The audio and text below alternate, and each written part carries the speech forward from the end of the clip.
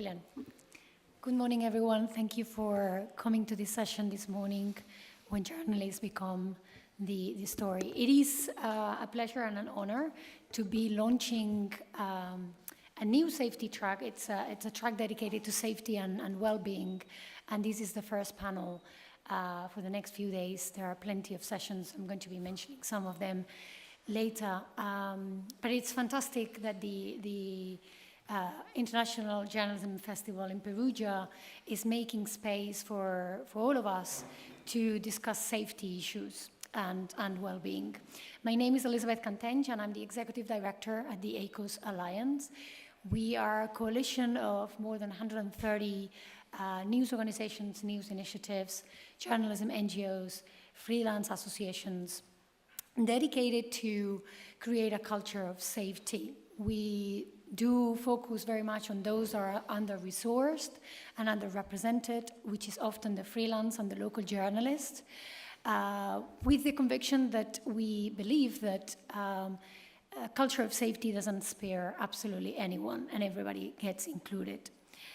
I really encourage you to come to the other sessions that this journalism safety track provides. There is a lot of content by many partners of the ACOS Alliance providing these, covering from online harassment to source protection, to burnout, building resilience, sexual violence and armed conflict, managing mental health in newsrooms. The list goes on and on. It is a rich program. I really encourage you to come to these sessions. We also have included this year something that we call the safety clinics, which is a one-to-one that individual journalists can have access to really world-leading safety advisors that are staying here participating at the festival. So I really encourage you to come to the Hotel La Rosetta and try to speak with someone on a one-to-one basis about some of the burning safety questions that you may have. Okay, I'm going to introduce our panel. I have the privilege to share this table with longtime colleagues. We have Laura Silvia Battaglia, who is an experienced freelance journalist. She also sits at the Freelance Frontline registered board. We have Lucy Westcott, who is the Emergencies Director at the Committee to Protect Journalists, CPJ. And we have Gina Chua, who is editor at Reuters, but you are in this spot transitioning to executive editor at Semafor. And maybe you can tell us a little bit more about these. Very briefly, I think it would be interesting. Titles are great, but I don't think they tell us enough.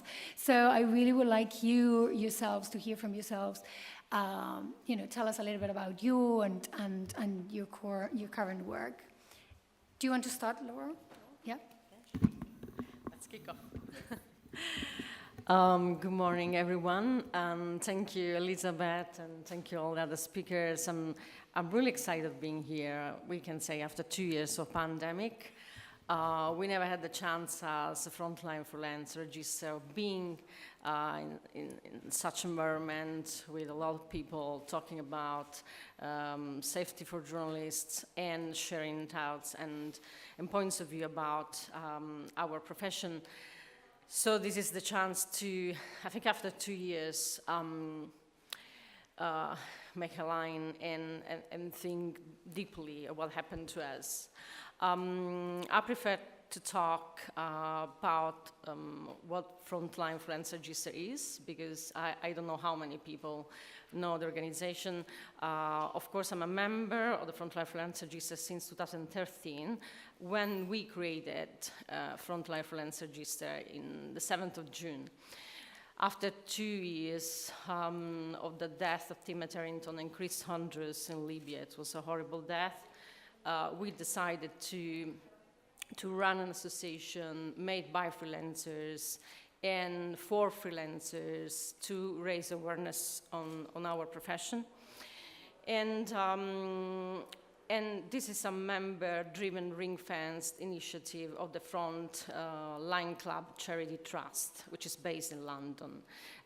So basically, Frontline Club is our donor, so we sustain ourselves with the funding of the charitable trust. We are open to international freelancers.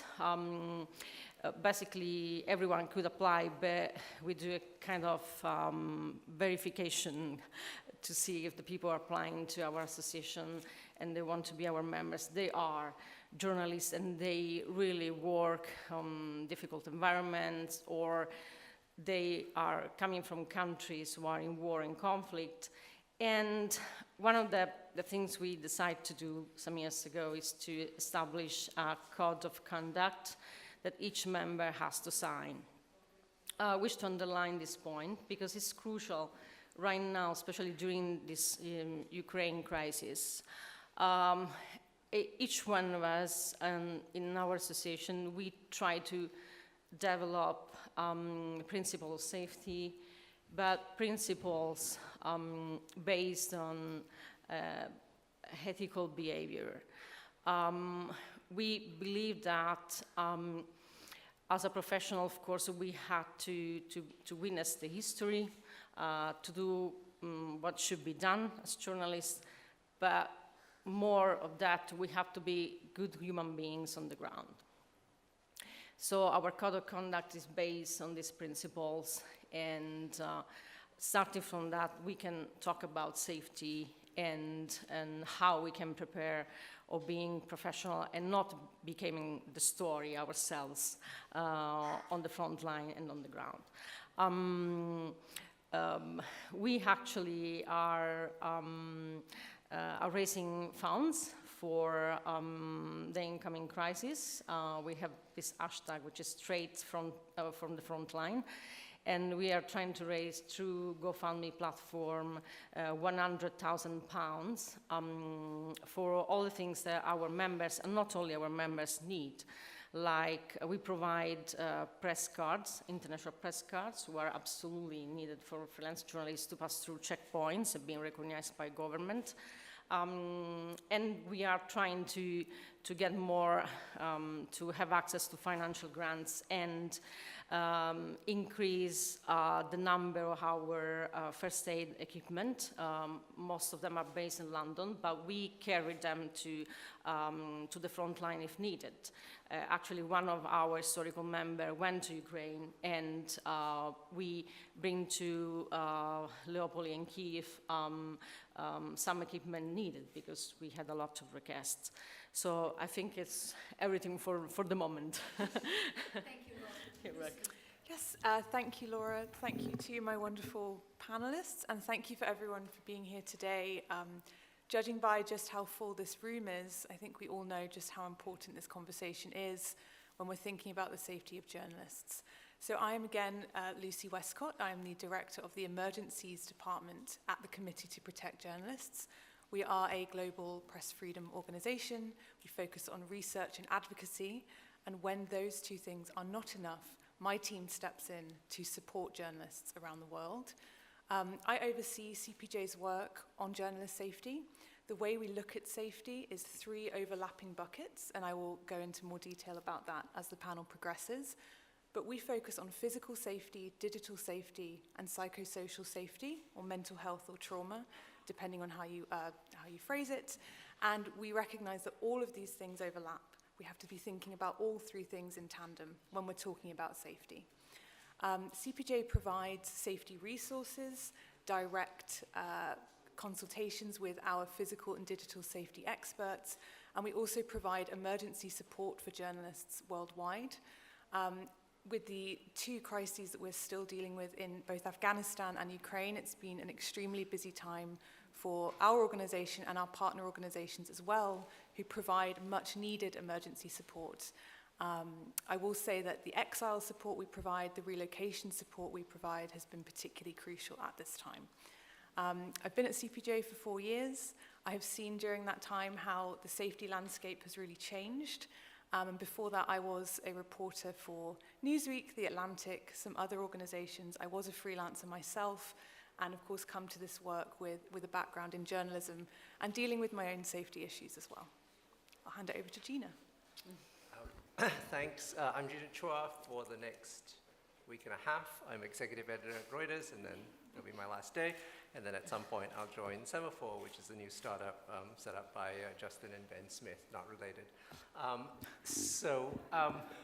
For about 8 years at Reuters, I've been, among my other jobs, I've been in charge of safety and security, 2,500 people around the world, another probably 1,000 freelancers or so. So we've got to think through all of that. And as Lucy says, you know, it's physical security, digital security, mental health, and you know, it's a big job to think it through.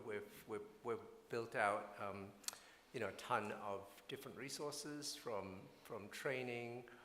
We train about 600 to 800 people a year now, and just cycle them through our courses, including specialized courses on, you know, wildfires and driving armored vehicles and so on, because, you know, general training generally isn't enough. And then, of course, you know, we've had to deal with all sorts of things. 2 journalists in prison in Myanmar for a year and a half, which finally, thank God, they're out, and they both won Pulitzer Prizes. Very nice. Tragic death of one of our photographers in Afghanistan last year, the evacuation of Afghanistan, and now 30-something people in Ukraine covering a war or a special military operation, depending on where you are. Anyway, plenty to talk about, so I'm very happy to be here. Thank you. Let's get started. We titled this panel, When Journalists Become the Story. And actually what we want to talk about is, what can we do so these journalists don't become the story? So I really want to ask you, is it possible? You know, are we talking about preventive measures? How these look like? Do you have concrete examples where you can say, actually, it worked, it saved lives? Who wants to get started? Lucy, I'm looking at you, I don't know why. I will start. I think when we are talking about journalist safety, prevention is absolutely key. We have all, and you know, Gina, I'm actually really glad you mentioned wildfires. This is just an example of new threats or growing types of threats, the environmental threat, for example, where maybe traditionally journalists wouldn't have thought, okay, I'm going to have to go and cover a wildfire at some point in my life, but we have journalists from Brazil all the way to journalists in the Pacific Northwest of the US who, for example, cover their local community, and suddenly the biggest story they have to cover is that of a wildfire. And not only are we talking there about the physical safety of going to do that, what kind of equipment do you need? Who provides that training? That's an example where newsrooms reach out to local fire stations, for example. But then you have in a concrete example, actually, we're talking about wildfires, there can often be a lot of misinformation around them as well. So we were in touch with journalists a couple of years ago who were receiving online harassment because they were covering wildfires and because there were members of the community who didn't think they were real journalists, right? So you've got the physical and the digital safety there. Then you have the psychosocial safety and thinking about you're covering communities that have been devastated. That's a universal I think, experience for many journalists. Wildfires, refugee crises, people who are dealing with emergency situations, violence. So that's just an example of how all 3 things come together. Prevention, though, we love to talk, this group I know loves to talk about risk assessments. That's a phrase that might not spark joy or a lot of interest, but they are really important. They don't have to take a really long time. It's really just sitting down before you go on an assignment and saying, okay, here's what I need to think about before, during, and after my assignment. And we can talk a bit more about digital safety in a bit, but the digital safety side of things, the online harassment things, that's really where post-publication, it can get quite nasty. So I think I'll just leave it there for risk assessment. It's great. So let me jump in really quickly. So, I mean, I'll start with the depressing stuff, and then I'll try to move to a little bit more. I mean, the issue really is that security has become a much bigger issue, and it has become a much broader issue, right? So we've got everything from, wildfires, we've got more natural disasters, so we've got things that we need to cover. We have much more in the way of online harassment, we're much more aware of the mental health issues, and we have poorer laws in many countries. And so, there's all sorts of new vectors of threats that we hadn't thought about previously. And one of the problems is, I'm very lucky to be at a really large organization that can spend enough money to do this, but a lot of people aren't in those situations. And so one of the issues I think that we face, and we should talk more about this, is how do you get those resources to people? And it's not sometimes just training, it's not just equipment, it's an entire infrastructure around that. We need to train editors better to assess threats, and so on. But to just sort of to run back to, I think, what you can control, and to Lucy's point, risk assessments are critical. They are not sexy things to talk about, but it's absolutely the most important thing. And the risk assessment really always has to come from what is the story? What are you likely to get? Is it worth it?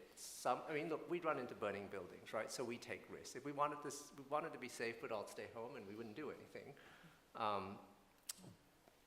So, it isn't simply, I'm a journalist, so I take risks, so I do this. I'm a journalist, there are certain stories that are worth this much risk, and there are certain stories that are worth this much risk, and we really have to think through those things very carefully, and be really honest with ourselves that, this story's just not that good, and it's not worth it, or this story really is worth it. But I think that's where you have control, you have some agency, is to manage what it is that you're trying to do. So what's the story? So you can do that editorial value versus the risk, right? Maybe you can tell us a little bit more about the very crucial role of that commissioning editor. So look, I'll use the Reuters example, right? We've set up safety in a very particular way, which is, so I run the operations team. The operations team is separate from the coverage team. Coverage team tells us what they want to cover and what their plan is. There's an entirely separate track of people that does a risk assessment, and then we want the two to get closer. But basically, the rule at Reuters is that either side can overrule the operation. So there's a no vote that, if the journalist thinks that it's not safe and they don't want to do it, they don't have to do it, and they can pull out anytime they want to pull out. They're in the middle of Ukraine and they think, I don't want to do this anymore, we'll get you out. On the other hand, there's a team of what we call general managers that work for me, and they can veto any assignment anytime. They can say, I don't care what you want to do, I don't care how safe you think it is, I don't think it's safe, we're done. So I think that's a really useful step. I think that journalists always want to get the story, they always want to take the risk because they see the story so close in front of them, and I think that can blind their judgment. And so I think, so I would say if you don't have that structure, you always need a friend. You need someone, whether they're your editor or they're just a colleague that works somewhere else, who you can bounce things off and who has the ability to tell you that you're an idiot, you should not do this, right? So that's an important part of it. The other thing is just that editors need to be better trained. Editors need to understand how to assess risk. It's not that difficult. There are checklists. We have checklists. ACOS has checklists. We have checklists. So you can go through and you can talk about what is the risk here, what's the risk of digital security breach, what's a physical security breach, what's the mental health risk, what is your exit plan. And again, it's a pain to do all this, but if you don't do it yourself and your editor doesn't do it independently, so then you can compare notes, you're going to walk into situations that regrettably you will regret. If I may add, just one thing really quickly there, in my reporting at CPJ, at least, we have heard from journalists who feel that there is this gap, this knowledge gap, this experience gap between what they are facing in their work and then what the editor at the desk, who themselves might have done this many years ago, there's a gap there. So I'll just use a really quick example of a journalist that we were in touch with who, this is in the States, and she was assigned to go and cover a possible violent attacker who was attacking women on a jogging path, right? And the editor said to her, as a female journalist on her own, off you go. You can go and do that, and you can go and cover that alone, and you can go and do that late at night in the dark with no one else. And she pushed back against that, which was a positive thing because she didn't feel comfortable doing it. But I think this also speaks to a general shift in the media industry globally, where there's just fewer people doing the jobs of many, what used to be many people. One man or one woman bands, for example, having one person do 3 people's jobs. So we have to sort of balance all of this, and safety absolutely, of course, comes into it as well. That really brings me to Laura, and before my next question, I wanted to mention that at the ACOS Alliance, we've been very much investing in training and preparing editors. We think we can train as many journalists as we can around the world, and we should try to do as many as we can. But if the editors are not at the same level, we won't be able to really have the impact that we want to have. We need to speak the same language. We need to have a common understanding. And that brings me to Laura. You as a freelancer, without the backing of an organization like Reuters, for example, with the resources that involves. How do you prepare for covering dangerous assignments? If I may add something before answering to your questions, I can say that somehow pandemic gave us a good hand, right? Because for the first time, a lot of people working in a newsroom understood the importance of awareness and mental health and doing risk assessment even in their cities. And I think that the community started talking very well and understanding each other very well. And, well, of course, we didn't like these 2 years, but at least we learned something. And this is an experience that we should bring now on the conversation. We keep going on it. Also continuing talking about how we can manage all this from the newsroom to the ground between people working in the newsroom, or there are journalists in big organizations and freelancers on the ground, also during this crisis. You mentioned before Afghanistan, now we have Ukraine. We don't know what will happen in the future. So this is the moment we can bond and all together. How we prepare? Well, first, just want to say that don't go anywhere without a proper assignment. Because if you don't have an assignment, you don't have a commission editor, you are ready to do a lot of mistakes. And as Gina said before, all the environment and the fact that you want to emerge as a journalist and then you want to cover the story could blind your judgment, especially in the risk assessment, which is the first thing to do. One of the things I can say from my perspective, the community of freelancers in the last months, what we are seeing is that it's important to gain experience in different fields, because you know that risk assessments are completely different based on the region where you are going. Covering Syria in 2013 was something different than covering Syria or Iraq in 2016 and 17. Starting from how I get into the country, how I can pass the borders. Same in Yemen, which is one of the countries of my expertise. Right now, we can't have access easily through proper visas. So there are people who are happy and willing to trafficking journalists, but basically they are people who are dealing with trafficking of weapons, and on the other hand, they gain a lot of money from you. So does make it sense? This is the question. Being, past the borders, paying $7,000 per person to get into the north of the country, and somebody will show you children, malnourished children, and then you pay the people who are trafficking you all this money, and then they will fuel the war, and you are part of all this, this is a crucial question. So what is worth it? The story you want to do, or also the life of the people who are living there, including your fixers, the real fixers, I'm saying, not the people who are trafficking you, right? So this is one of the crucial problems we are seeing in different conflicts in the regions, especially in Middle East or in Sub-Saharan Africa. So we have to ask ourselves these questions before even thinking to get into the fields. Then what we suggest in general is to, of course, rely on good fixers. We have a lot of communications among ourselves as freelancers, private chats, private groups. We share information.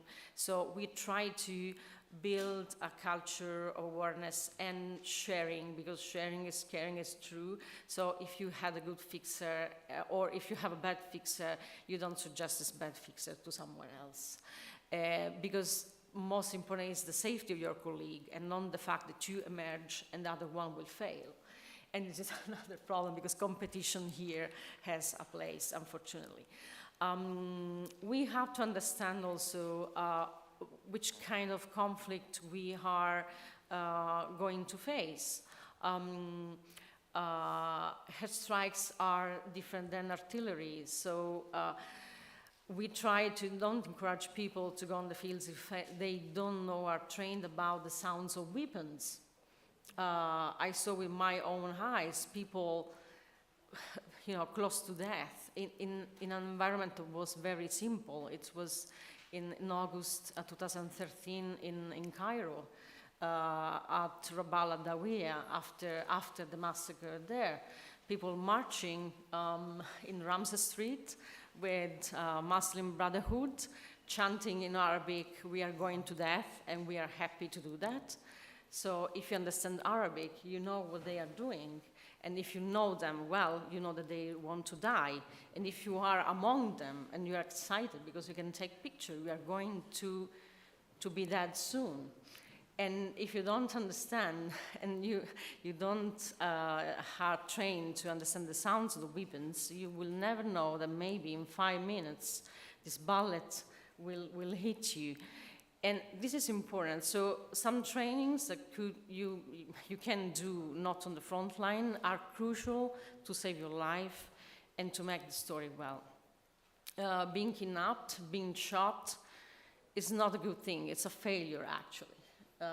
Sometimes happens because, we say the shit happens, but it's a failure. And so we don't have to be proud of that. We are not heroes. We are not going there to be heroes, but to cover stories and tell the story of the people who are suffering in these places. Last but not least, first aid training is crucial. We try to implement first aid training in years and years as a Frontline Freelance register with proper courses. We try to encourage people to don't go, for example, now in Ukraine, if they don't know how to use a tourniquet, or if they don't carry a tourniquet. And we are trying to carry as much as first aid bag as possible with trainers to train people to use it. And then don't go there if you don't have a good digital security course. I can mention something about this ongoing conflict in Ukraine. We had some, we share experiences with freelancers on the ground 2 weeks ago on the bridge in Irpin, where happened the first incidents. And we are seeing now that a lot of people trying to be live, even their channels, like making TikToks videos or Instagram videos, at the edge of the front line. So this is so dangerous because the enemy on the other side, we can say, they can have the proof that you are attaching your phone to the satellite system. And a lot of accidents happen this way. I can mention another big one that we know in different ways in homes when Mary Colvin died. So if you don't know this and you can prevent this, don't do your life on the bridge of Irpin, but select another place, because you could be shot and other people that will die. And why do this if this creates more troubles? Last but not least, try to find a moment to stop and try to find a place and a time to heal. Freelancers are packed of assignments sometimes, and are bad assignments in terms of money, in terms of time. You have to cover everything in all the ways you know, printed media, digital media, social media, and you try to do that because you know that you have money.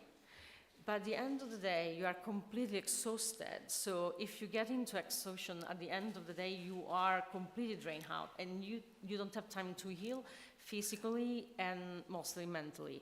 Mental health is the basic to do this job, and try to breathe a little for the next day. Thank you so much. I have 2 more questions, and then we open it to the floor, so we can all, you can ask questions to the panel. Ukraine. I don't necessarily want to go there into what's happening now, but do we have lessons learned that can help us to build for the future, to be better prepared for the next crisis? And if so, how does it look like?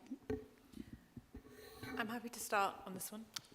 So the main lesson learned right now, I think, and again, we're still fairly early into this war, there'll be many more lessons learned, but the issue of personal protective equipment, or PPE, has been very crucial and very challenging at this time.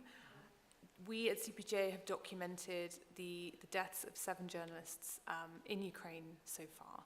And we have seen videos and testimony of many other journalists who have been shot at. The Sky News team, I'm sure many people here have seen that video, who were, I think, saved by the fact that they were wearing extremely good equipment. And videos like that just showed how important it is to have this equipment. Now, it's expensive, it's hard to get, it's heavy and it can be uncomfortable, but it is life-saving. And I think one of the lessons that has come out of this already is that newsrooms or collectives of journalism organizations should just have some of this equipment already in hand for when something like this inevitably happens again, because it has just been, people have taken it in and people have managed to procure it, but I fear that perhaps it wasn't done quickly enough, or that there's too much of a lag time. So I would say that people getting better acquainted with this equipment, having it in a place that's easily accessible, rather than having to deal with, customs and border issues when you need that helmet and that vest now, is certainly a really concrete lesson that we've learned so far. Yeah, so again, this may be not helpful. Training, equipment, logistics. And the trouble with all of this, of course, it all costs money, right? PPE, flak jackets are not cheap, helmets are not cheap.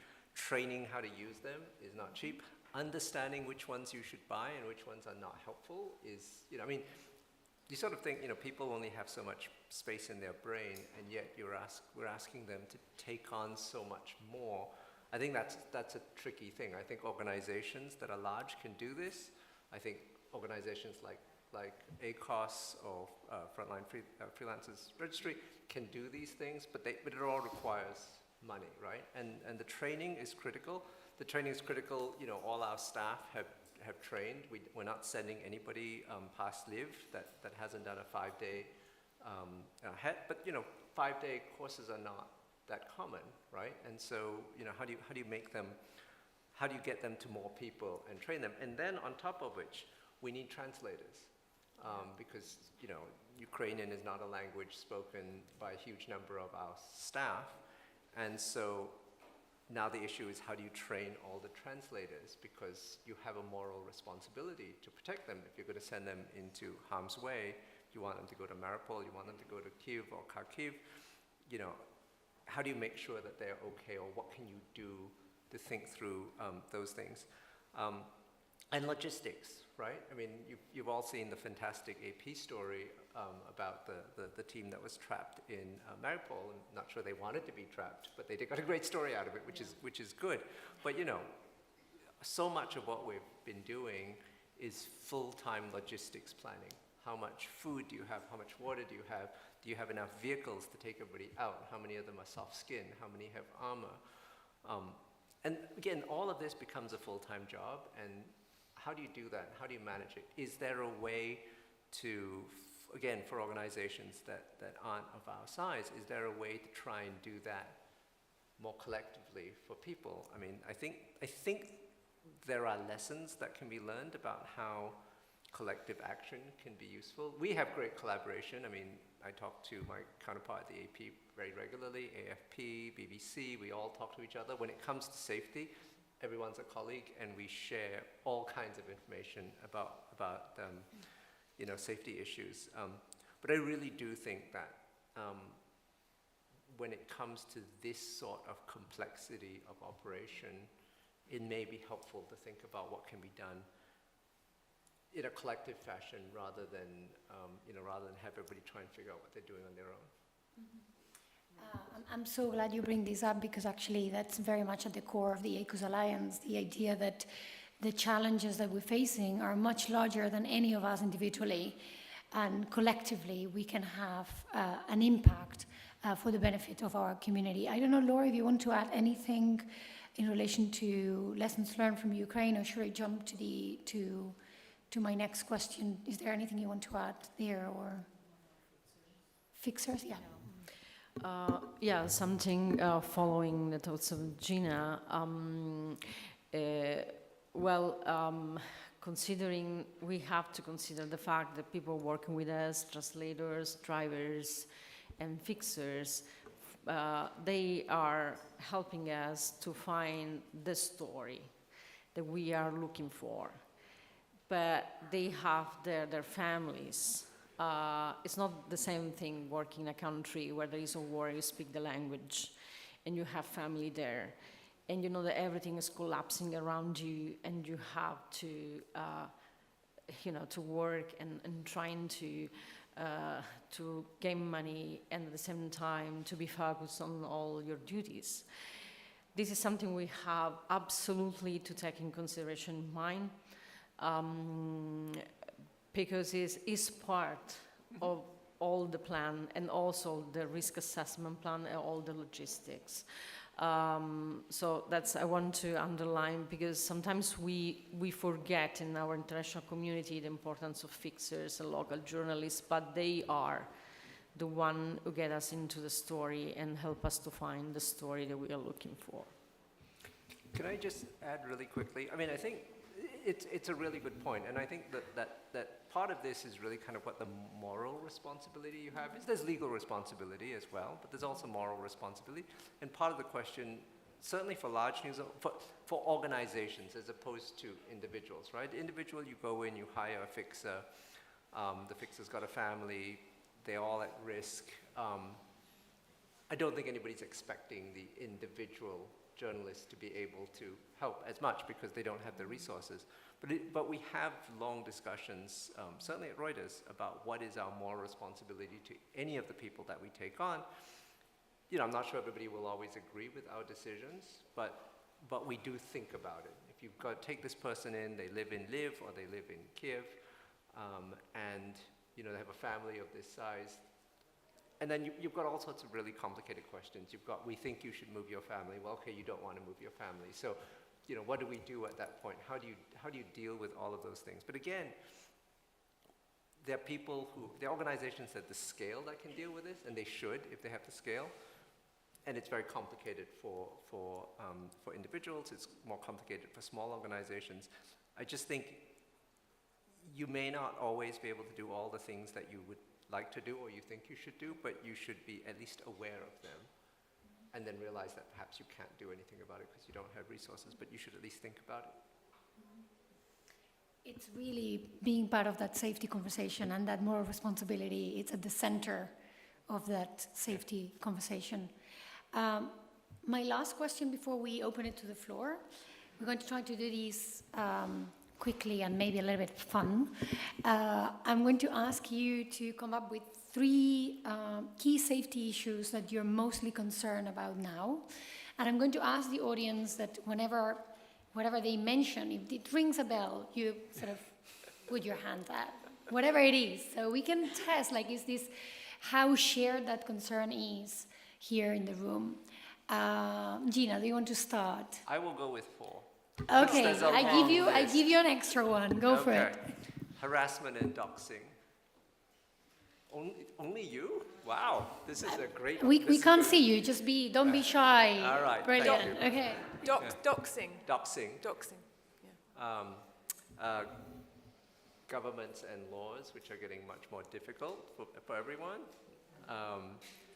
Digital security and the trail that you leave and the risk you leave for your sources, and mental health. Okay. I must say, digital security and mental health are the ones that Yes. got more like, hey. Okay. Gina, I'm going to echo you largely, just because we've been speaking about it and because it is such a current challenge, PPE and getting the right kind of equipment in hostile environments. Yeah. I have put digital online harassment, and then I've put legal threats, and I'll take this moment to just say that there is a new legal network for journalists at risk, the al-Jalal, that should be, you can go and look that up online, there is a website there, but this will be a resource, and it's responding to that increase in legal threats for journalists globally as well. Which is something that historically we've been neglecting. I think we've Correct. been so focused on physical security, and we haven't been looking at the many dimensions that safety has, right? Yes. So that's very, very welcome. Laura, your 3. Well, my 3 are legal protection, we have a panel. The third one, it's focused on legal protection, and in Italy we had a lot of cases about it, and because freelancers can't afford usually to all the expenses, so this is a point for freelancer. I'm talking on perspective of freelancers, not only freelancers covering conflict, digital security, maybe this is us first actually, and mental health, because all this pressure and you don't have an income every month, or yes, you're paid, but you're paid delayed, which makes a lot of difference, while your mental health could have a lot of shakes. So. Brilliant. There are several sessions actually dedicated to mental health in the next few days, so I really encourage you to come to these. So we have 15 minutes for questions from the floor. I will ask you to introduce yourselves, and if it's an open question to the panel, or whether you want to direct the question to someone in particular. Who goes first? Hey, sorry.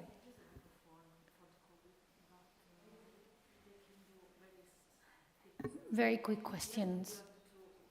Sure. Okay, so you basically, so they need to come here? Just shout. Just shout. Just a shout? question And you I will take repeat them. the question if you want to. So, Great. brilliant. Yeah. My name is Amy Wilkowski. I'm Chief Operating Officer for the New Humanitarian. We're a small newsroom. My question is, as a small newsroom that does sends journalists into high-risk areas, what would be your advice for how to conduct risk assessments in a way that is effective and efficient within resources, and that also to overcome some of the resistance we might face from freelancers or other journalists, and what resources would be available to a small organization like ours, practically coming across the message? Okay, so it's a 3-in-1. So doing risk assessments, the approach to do risk assessments, how to make sure that these are being done, and the resources. So who wants, Gina. I'll come at the end, but I think Okay, you should. so risk assessments are actually not that difficult to do, but you need to understand the local situation each time. That's where the complexity is, and you can reach out to people. There are any number of people that I think will help. So I'll give you a really quick example. We were doing lives during the siege of Hong Kong, if you like, and so we've got people standing on footbridges, filming live, and so the one thing we had to say was, when you're wearing your press jacket, don't use simplified characters. Put traditional characters, because simplified characters are used by mainlanders, and traditional characters are used by Hong Kongers, and when people come by, they don't want to mistake you for a CCTV crew as opposed to a Reuters crew, and so you have to, so it's some of the nuances, but the broad issue of how to do a safety assessment is not difficult, and ACOS can teach you how to do that. The cultural issue is complicated. The cultural issue, I budget 3 years. Budget 3 years to work through your stuff. That's how long it took us at Reuters to get the safety culture through, and then it took another 3 years to get the digital security culture through, but it's just hitting it daily and daily and daily. And it's the same thing with the mental health culture. And the point is, your editors have to remember this all the time. They have to remember to remind people about mental health resources, about what they need to think about. They need to remind people about digital security. Eventually, people come around because you've drummed it into their head so long. You can't give up, but you have to give yourself, I'd say, 3 years, and then people will slowly come around. And it's worth it. It's worth the investment. I think probably Lucy wants to add something. I'll add very quickly. So the Committee to Protect Journalists, we do have a risk assessment template on our website in many different languages. It has different sections for physical, digital, psychosocial security. So that is free and available to use. I think it's just speaking to Gina's point, it's integrating the safety chat into the reporting. And it is not making those two things really, really separate. It is folding them in together. And it is, of course, also just not waiting until it's an assignment that might warrant a risk assessment. It's doing it for things that might be considered fairly safe, but nevertheless just engaging in that practice as well. I don't know if I have anything more to add to that, really, but it's that ownership, I think, that makes a difference. So there are templates out there, CPJ, the Rory Peck Trust has templates, but how you accommodate that template into your organization and how you make it in a way that it's owned by the journalist, and they can incorporate. Completely agree with Lucy there. It's part of the story. Actually, good risk assessments at the core of that, they're fundamental journalistic stories. Why we're doing this story? Who is doing this story?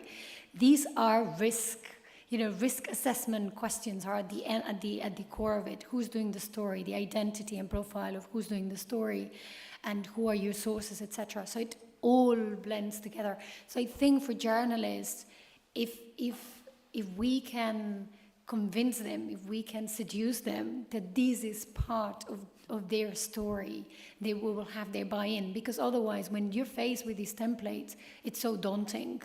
Yeah. It is. So how you can, sort of cross that line and own it. And the resources are out there. But of course, you need to build it in-house and have a buy-in across the newsroom. And when you bring the freelancers, involve them in that conversation as well. I don't know if, Laura, you want to add anything to that?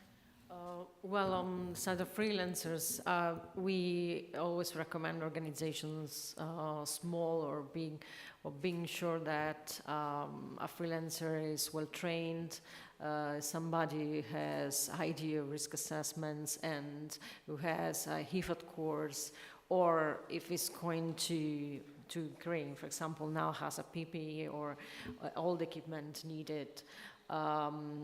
So that's what we recommend, because we own our safety, of course, but at the same time we cross the line if we have some assignments and we think we can skip kind of risk assessment because we can get faster the story and the money, of course. In relation to money, risk assessments probably are the most cost-effective thing that you can do. You just, of course, the time and the effort to embed them into your, the culture of your news organization or your practice as a journalist. But it's it's probably the one single thing that will have such a large impact, and it is cost effective and probably the other thing that I wanted to mention is how the risk assessments from the part of an organization are just a component for that larger safety protocol and policy that you have in place. So in a way, it's kind of like almost the executive hand of that bigger picture. We have time for probably one or more or two questions. Yes. Just speaking as a young wannabe correspondent, how could we, young journalists or young wannabe journalists, learn and know and study all of these things apart from being here and participate in these panels? Where and how can we learn all of these things without getting to, or when we get in contact with some bigger news organization to work with? Right. How young wannabe professional freelance journalists get into these conversations and start to prepare from the get-go? Who wants to answer these? I have something to say, but I'm chairing. I'm not. Go ahead. Off you go. I would say there is a big gap here at journalism schools. Yes. Very few journalism schools include in their curriculum safety. There are few that are pioneering, but very few. I was at journalism school many, many years ago. No one taught to me about safety. Zero.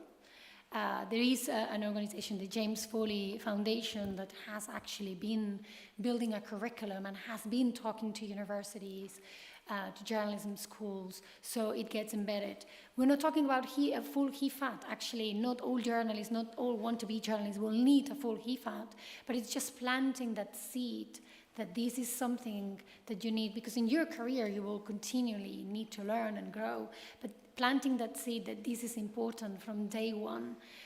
So there is a huge work that needs to be done at the university level. Also because what we find ourselves is that when we meet you in the professional, then we need to rewire everything. No, safety, where is it? You never heard about HEFA training, you never heard about PPE. And it's much better if from the get-go that's embedded from day one. I don't know if you want to add anything to that. Oh, sorry. I'll add really quickly. Yes, totally agree on journalism schools. I also didn't learn anything about safety in journalism school. I wish I did. I think part of the reason why I joined CPJ actually was because I noticed this gap in training around what we call non-hostile environments. So that means that, okay, you have Ukraine, you have Afghanistan, but then you have a local protest, or you have some other event that is dangerous, but is nevertheless, you don't require a 4-day training course for. So going to cover things in your local community or surrounding region or countries, it still gives you that experience of, okay, I need to know my exit routes because this can change very quickly. Protests everywhere can be extremely unpredictable, and all you can do is cover them and learn about how to navigate physically that situation.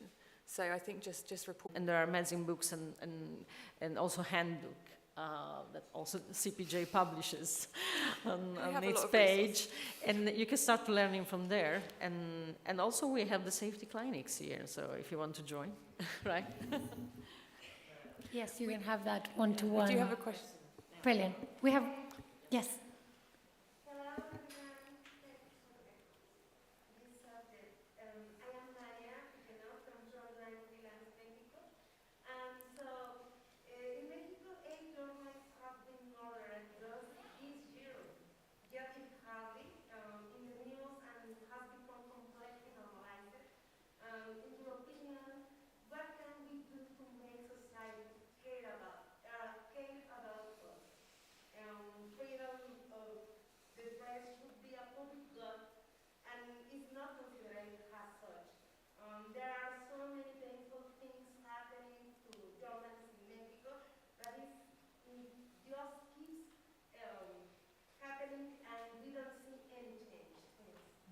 So what can we do for society to care about the safety of journalists, right?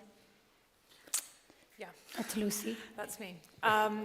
It's an awful situation that does seem to not change. I think there has been, I mean, I know at least at the start of this year, there's been much more global attention on the plight of journalists in Mexico, which is a positive thing. But I think we need to continue to put pressure on the Mexican government to advocate on behalf of journalists, to increase what's the word I'm looking for? There is a federal protection mechanism for journalists in Mexico, but clearly it does not seem to be particularly effective. So I think continued reporting on this issue, not stopping, and making sure that the rest of the world understands that situation as well. And for the journalists who are doing that extremely dangerous reporting, making sure that they are as safe as possible. But I think the pressure needs to absolutely be on the Mexican government for this.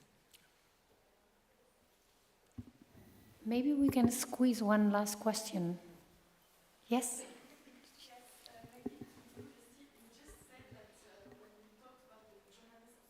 Yep.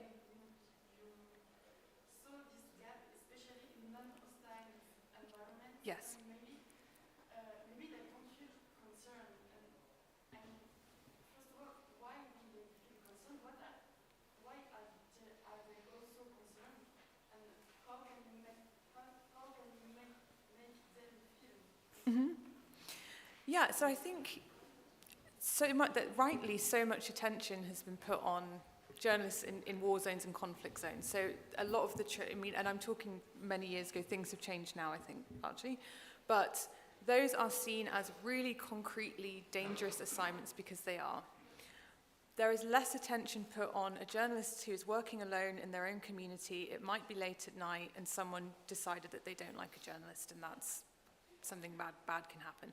So I think, again, coming to CPJ's website, looking at our resources, we have absolutely tons of resources on even how to report alone, the safety concerns around that and what you can do.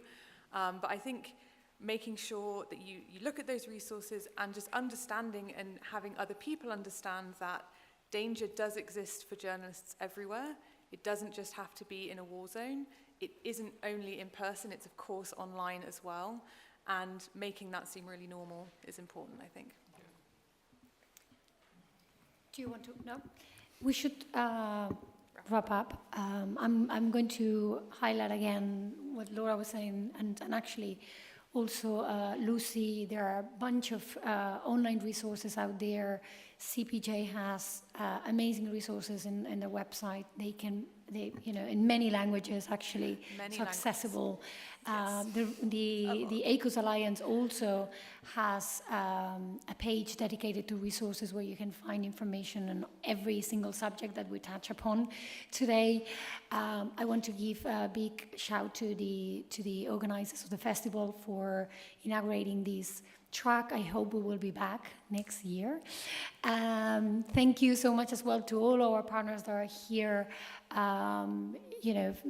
CPJ, FFR, but we also have IWMF, we have IREX from the US, we do have FPU, IMS, the New York Times is doing the safety clinics with us. Sorry if I'm forgetting anyone. Media Defense, Center for Investigative Journalists. So we are more than 130, so I'm not going to name everyone, but thank you so much.